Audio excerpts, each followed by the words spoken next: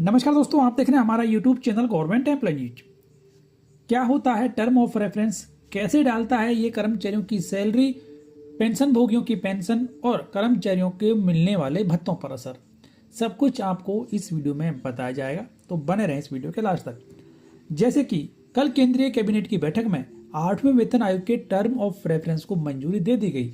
इसको लेकर एक प्रेस विज्ञप्ति भी जारी की गई, जिसमें कहा गया कि केंद्र सरकार ने केंद्रीय कर्मचारियों और पेंशन भोगियों के पेंशन और वेतन में संशोधन करने के लिए 8वें वेतन आयोग के टर्म ऑफ रेफरेंस को मंजूरी दे दी है। साथ में सरकार ने 3 सदस्यीय वेतन आयोग का गठन भी कर दिया है। अब जानना यह भी जरूरी है कि टर्म ऑफ रेफरेंस क्या होता है और ये कर्मचारियों की सैलरी, पेंशन और भत्तों पर किस तरीके से असर डालता है। दोस्तों, हर 10 साल में जब सरकार वेतन आयोग बनाती है तो करोड़ों कर्मचारियों और पेंशन भोगियों की उम्मीदें जाग उठती हैं।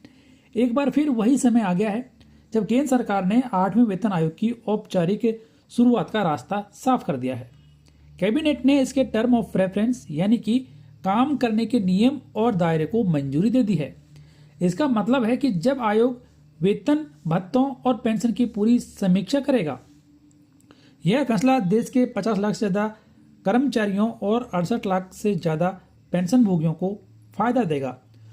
दोस्तों, सरल शब्दों में समझें तो टर्म ऑफ रेफरेंस वो दस्तावेज होता है जो ये बताता है कि वेतन आयोग को कौन कौन से मुद्दों पर काम करना है और कब तक ये अपनी रिपोर्ट सरकार को सौंपेगा।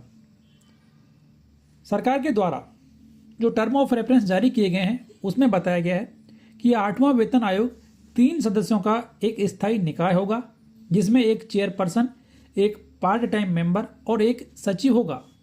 यह आयोग 18 महीनों के भीतर अपनी रिपोर्ट सरकार को सौंपेगा। जरूरत पड़ने पर यह बीच में अंतिम रिपोर्ट भी सरकार को दे सकता है। परंपरा के अनुसार इसकी सिफारिशें 1 जनवरी 2026 से लागू होंगी, क्योंकि हर वेतन आयोग की सिफारिशें लगभग 10 साल के अंतराल में ही लागू होती हैं। इस आयोग का फायदा केंद्र सरकार के सभी कर्मचारियों, रक्षा बलों, रेलवे कर्मचारियों, केंद्रीय अर्धसैनिक बलों और स्वायत्त संस्थानों के कर्मचारियों को मिलेगा। इसके अलावा पहले से सेवानिवृत्त पेंशन भोगियों की पेंशन में भी वेतन आयोग के द्वारा संशोधन करने की सिफारिशें की जाएगी। तो दोस्तों, ये आपको पता लग गया होगा कि टर्म ऑफ रेफरेंस क्या होता है और 8वें वेतन आयोग की टर्म ऑफ रेफरेंस है क्या तय की गई है। हालांकि अभी तक जो डिटेल्ड में टर्म ऑफ रेफरेंस हैं वो जारी नहीं हुई हैं। केंद्र सरकार के द्वारा संक्षिप्त में ही टर्म ऑफ रेफरेंस फिलहाल जारी की गई हैं।